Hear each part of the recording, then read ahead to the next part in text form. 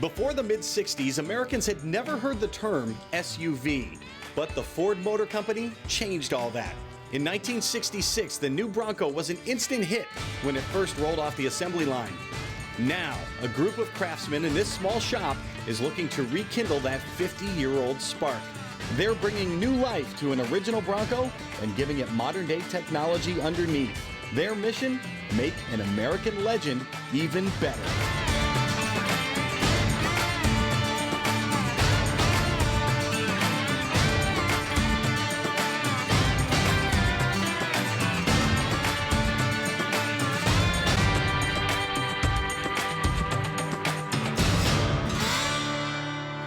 Welcome to Tulsa, Oklahoma. You know, a lot of us have memories of riding in classic Broncos like these when we were kids, but you get behind the wheel of an original Bronco today and you'll realize that 50+ years of technological advancements are enough to shatter those childhood memories. In its day, Bronco handled and performed much better than any other truck and SUV out there, but the leaders of the 1960s sports utility movement are no match for even the most basic SUV today. But that's where the folks at Brand New Muscle Car come in. They're breathing new life into a legend and giving an old classic modern-day performance. With any sort of a four-wheel drive off-road vehicle, suspension is key. No different here on the Bronco. Heavy-duty leaf springs, heavy-duty springs. The rear ends are heavy-duty. They've been rebuilt. The transfer case, it's a four-wheel drive. We put a 2.5-inch lift on it. We put 33-inch wheels and tires on it. We're going to put great shocks on it. So we're going to put a real emphasis on the suspension because with four-wheel drive, that's where it's at. Normally we're building cars, muscle cars usually. But you know, the thing about Richard is, our mechanic, we're doing suspension, we're doing mechanical on a Bronco. He happens to be a four-wheel drive nut. He's owned a whole series of off-road vehicles. He loves it. Not cool, cool. Not cool, cool. It's a challenge for us, and it's a challenge for Richard as well, but he really, really loves these vehicles. Richard and Omar want to be able to set up and adjust the suspension while it's under load, so this is a good opportunity to test fit the Coyote engine before installing it permanently. We jokingly call him Dr. Richard because he'll get scientific on it. He'll freak it out and totally break it down and say, you know, what do you want to do with this truck? How off-road are we going? Is it street? Is it strip? Is it off-road? And how much? And are we crawling rocks? Are we going through mud? And so we've had those conversations and figured out how high does it need to be, how much clearance, the wheels and tires. Richard's real big on will it turn? Will it go over bumps? And that's something you need to be a mechanical guy. Let's talk about what shocks do and why we need them.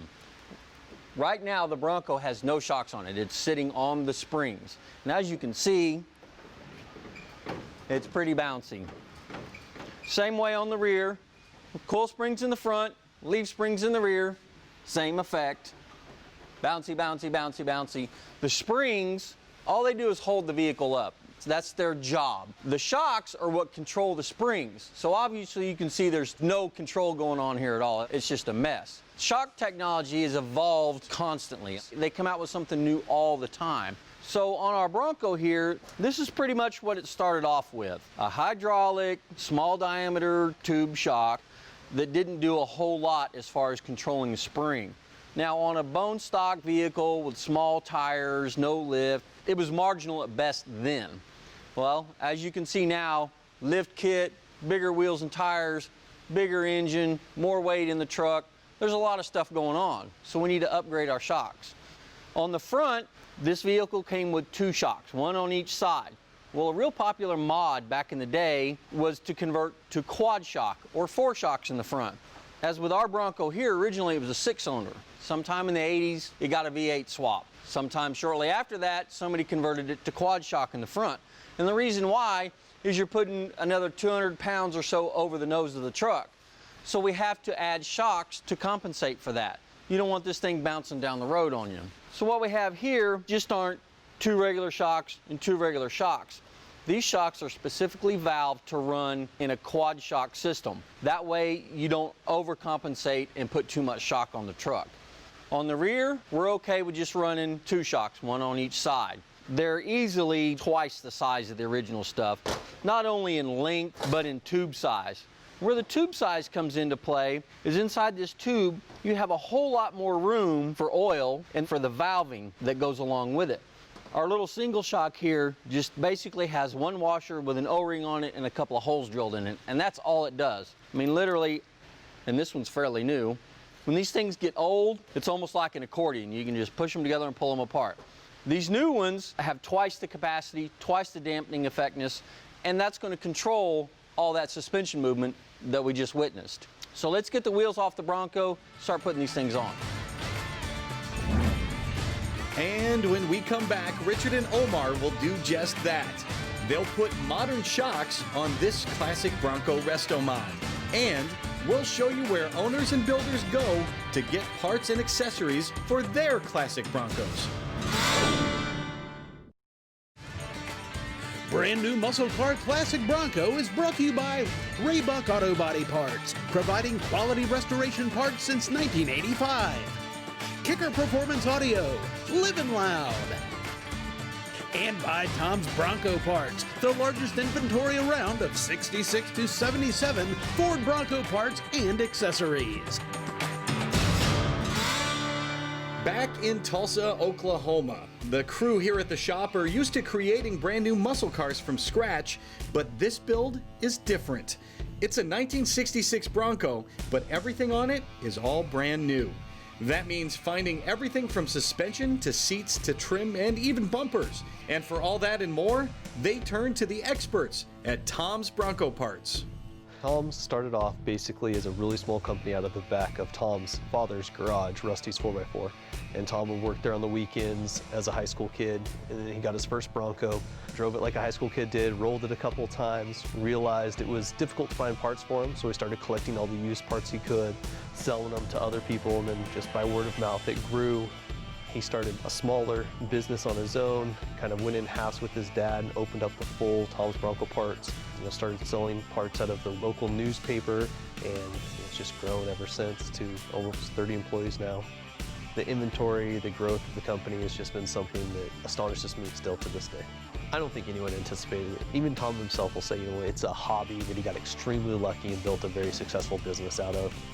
As far as like in-house manufacturing, we don't do much of it. A lot of it is quality control, but we do a lot of product development. We see an area in the market where either a product isn't up to our quality from the standards that we expect, so we go out and we develop a product that is, or possibly there's a need for a product that hasn't been developed yet. So we'll take the time to bring one of our Broncos in. A lot of the employees here have Broncos, so we use those as test vessels for all the different products that we develop. We offer a variety of products, full interior kits which give you a lot of the creature comforts you're used to in the modern vehicles, and then LED lighting, power steps, and then we also offer all your accessories for your Coyote swaps, such as headers, motor mounts, things of that nature. And that's our goal, is to be able to offer a variety of products that fits everyone, from the guys who are spending an insane amount of money restoring the Bronco, putting all modern drivetrain and having it end up being a $100,000, $200,000 Bronco, or to the guy who still takes it down to Moab or Rubicon and really abuses it. And we want to be able to provide the products for all of our customers. On the front of our Bronco, we have a radius arm, coil spring type suspension. This stuff works really good. It moves pretty much in an up and down plane, and it pivots back here. But since we have the big Coyote engine, a bunch of extra weight, like we talked about earlier, we're going to run 4 shocks on the front. The bottom, we've got an eyelet with a bushing, and at the top we have a stud. This part here, this is the dust boot. This is what keeps all the dirty stuff out of your shocks while you're off-roading. I'm going to take this off so we can look a little deeper. And this is the shock stud, and it connects to the piston rod. As this compresses and extends, there's a set of valves in here. They basically look like washers with rubber O-rings on them and holes drilled in them. Like on the stock shocks, you might have one, and that's it. That's all you get. But on a shock like this, there are going to be multiple valves in there to do different jobs. Some of the valves are going to be working when the shock is compressing, and some of them are going to be when the shock is extending. What that does is that helps control the rate of movement of the suspension. This is the original mount. It mounts it on the radius arm, and then it has upper shock mount here. So we're going to start there. We're going to put our washer and our bushing on.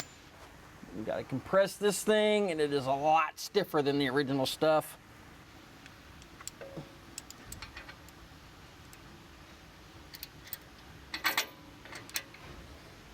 Like we talked about earlier, sometime in the 80s, this thing got converted from single shock to quad shock. Front mount is on the front part of the axle here. So we're going to install this one on the front side, and then we'll move to the back. On our upper mounts, these are specifically designed to fit down inside here. There's a recess. That way, when you tighten it down, the bushing helps center the shock. Okay, front shock's on. We can talk about shock orientation for a second. The way these shocks are laid out here, you have the reservoirs at the bottom, studs at the top. For what we're doing here, this works perfectly fine. Not complicated, Stone Age reliable, no problems. But in some of your racing applications and your lightweight vehicle applications, you can actually change these around. These can actually be reversed. In other words, the shock body will be up here and the stud mount will be down here. The reason why they do that is it gets weight off the axle assembly. When the weight is all down here, this is what you call unsprung weight. So the weight of the shock body is added to the axle, and all that has to move up and down. In a lot of racing stuff, you can actually flip these upside down, valve them accordingly, and it takes the weight off of here and puts it up here. So the suspension doesn't have to do the extra work of carrying all this weight. And that's the difference between sprung and unsprung weight. But with the front shocks done, Richard is set to move on to the back. We'll see that when we return, and we'll learn how Ford found a need and came up with the idea for the Bronco in the first place. Don't touch that remote. Learn more about the Ford Bronco story in Todd Zerker's new book. Get your copy of Ford Bronco, A History of Ford's Legendary 4x4 at cartechbooks.com and at popular retailers in-store and online.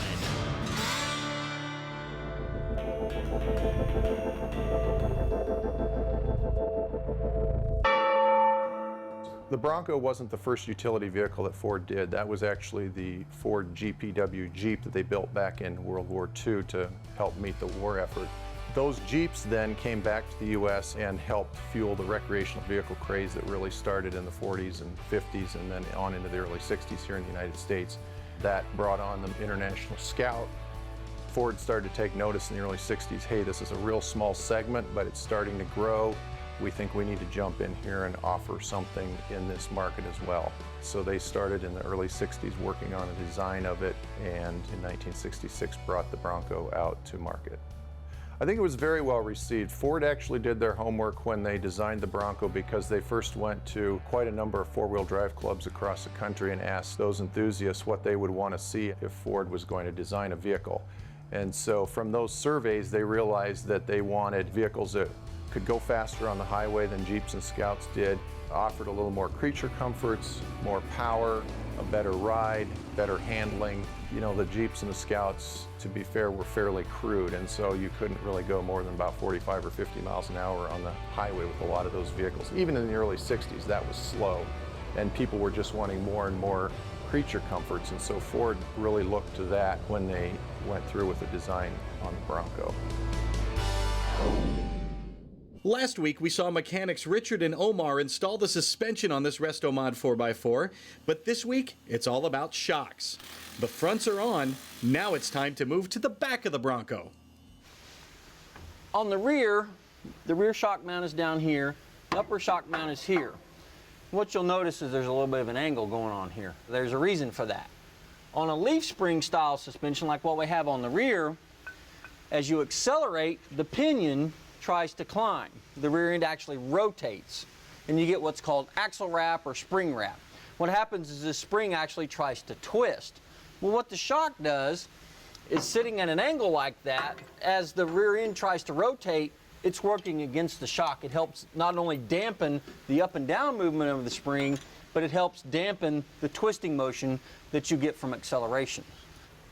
I'm going to tighten this rear shock up. We're going to throw the wheels back on, and then I'll show you a little comparison between the side with shocks and side without shocks. All right, Gilbert's going to help me out here for a second. We're going to show you the difference between the side with no shocks, my side, and the side with the shocks installed on Gilbert's side. So here we go. No shock side and the shock side. As you can see, it barely moves on Gilbert's side.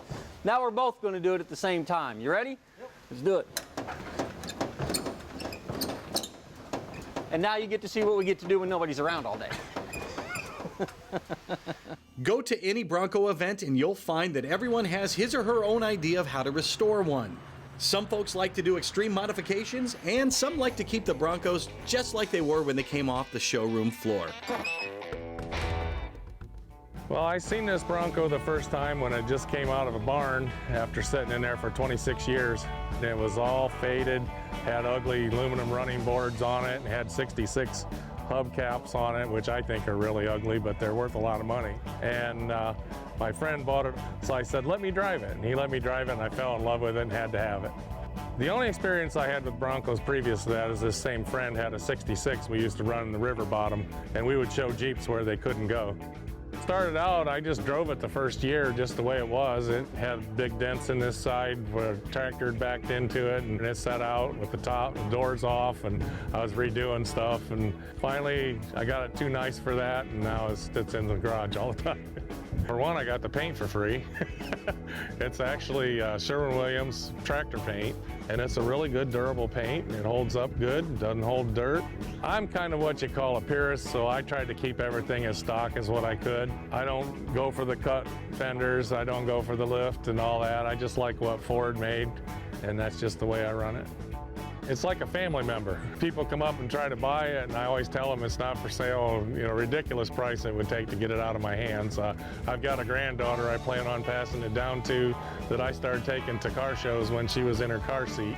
She's 12 now and 5'7", so she'll be driving it pretty soon. Stop! Yes, every vehicle needs to stop. And when we come back, our burgeoning Bronco build gets some brand new brakes. Brand new muscle car classic Bronco is brought to you by Wild Horses 4x4. Isn't it time you answered the call of the wild? Rhino Hitch, the most versatile adjustable hitch on the market. And by No Limit Engineering. We build them, we test them, and we drive them. Welcome back to Brand New Muscle Car in Tulsa, Oklahoma. You know, the automobile was invented about 100 years ago, and ever since then, man has just tried to go faster and faster. Quite frankly, speed was easy to come by, but stopping these cars, that was another matter altogether. Up until the 1970s, just about every car had drum brakes like this on all four corners. But since then, the advent of disc brakes and new materials means better performance, shorter stopping distances, and improved safety. Time to put brakes on the Bronco. We're going to put the rear brakes on right now. What we have here from Willwood is the rear rotor. It's a nice drilled and slotted rotor. What the drilled holes and the slots do is they help get the heat out of the rotor. There's a lot of brake heat, especially when you got big wheels and tires, stuff like that. This helps get rid of all that heat, which gives you better performance as far as stopping. It gets rid of all the mud and the goo from between the brake pad and the rotor surface. And then if you see on the inside right here, there's actually a small brake drum. And what that's for is for the parking brake assembly. I'll show you that in a second. What we got next up, this is the actual caliper adapter bracket. What this does is this is the interface between the axle flange and the actual caliper. This is how we made it to the axle. And then finally, we have our brake pads, which fit inside the caliper. All right, these little items here, these are actually not washers, they're shims. There's a difference. A shim is used to adjust. What we do is we use these to move the caliper bracket in and out, forward and backward, because especially on old stuff like this Bronco, you don't know if the axle tube's straight, if the axle flange is bent. You know, the tolerances in the 60s just wasn't like what it is today. So what we do is we use these shims held to a very high tolerance, different thicknesses, different diameters. We got big, small, wide, narrow, different colors. And once we get all of this stuff put on here, we'll have to shim the caliper forward and backward probably, and left and right some too. So we'll get this stuff put on. This is our Willwood kit to put on the 9-inch in the back of the Bronco. We have our backing plate. These are our parking brake shoes. We talked about that earlier. And then this is the axle flange and the bracket. We're going to put the rotor on. This is our indexing ring. This fits over the hub flange, and this is what centers the rotor. Next up, put the rotor on. And we're going to take a couple of lug nuts to hold the rotor on straight so we can make sure that the caliper lines up correctly. These just need to be finger tight for mock-up. Next, caliper adapter bracket. Right now we're just going to put everything together hand tight to make sure that our caliper is running straight with the rotor. All right, next up, brake caliper, attachment bolts. This is where the shimming part comes in. When we put this on, we need to make sure that the caliper is in line with the rotor so we can put our brake pads in and everything runs straight and true.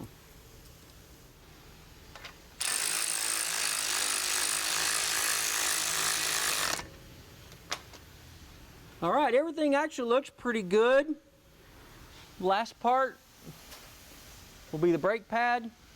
We put these in, just like so. Put the wheel on, done deal.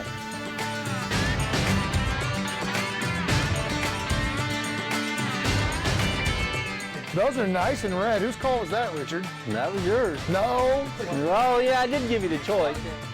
Next week on Brand New Muscle Car. Holes and dents are easy to fix, but we find out where the Tulsa team turns when they need all new body panels. And the mechanics hand the Bronco back over to the bodywork team as this Bronco Roadster gets some doors.